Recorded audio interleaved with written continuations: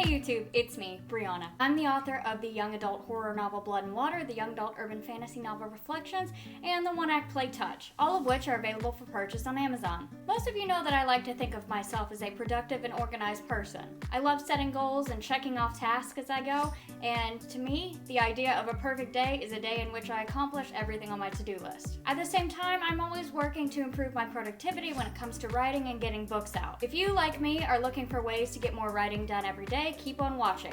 First of all, and I've mentioned this before, you should remove distractions from your phone. In a previous video, I covered how to avoid distractions while writing, so I won't go too much into it, but basically, if you have any games or time-sucking apps on your phone, you should go ahead and get rid of them now. Now, I know you may love playing Candy Crush Soda Saga, or you might love, I don't know, wasting hours and hours watching YouTube videos, but at the end of the day, those apps are not going to help you get any writing done.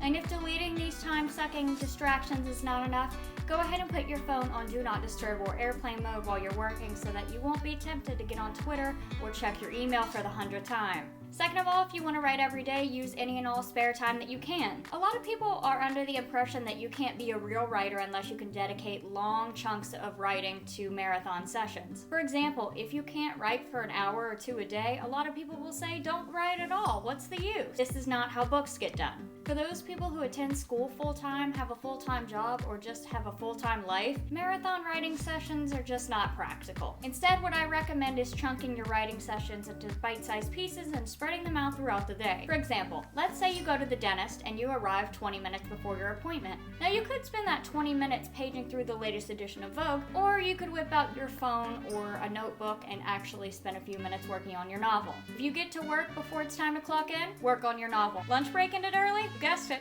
work on your novel. There are so many little periods of time throughout the day that we often don't notice or take advantage of to their full potential. You want to write a little bit every day, you need to make the most of these little moments and steal time where you can. Last but certainly not least, if you want to write every day, you need to set the bar low. I'm talking ridiculously low. A common mentality in the writing community is that you have to write at least 1,000 to 2,000 words a day if you want to get a novel finished, and that's simply not true.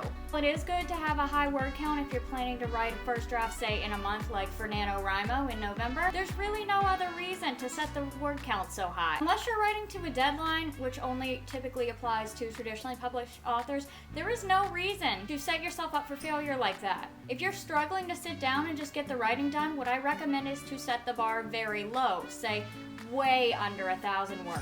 I would recommend starting with 10 if you're really struggling. Even on my worst days, I can manage a sentence. Ideally, this would mean that over time you will build endurance and increase your daily word count, but for now, let's just keep it simple, shall we? Remember, your goal is to make a habit of writing, not to burn yourself out trying to write a book as fast as you can. Plus, if you try to write a book as fast as you can, it will be shitty, I promise you. One final note before I go, and that is this. If you don't write every day, you are not a failure. That's right, you can still be a writer and not write every day. Hell, I don't even write every day. I sure try to, but some days writing just can't be a priority, and that's okay. If you do any writing, guess what? You're a writer.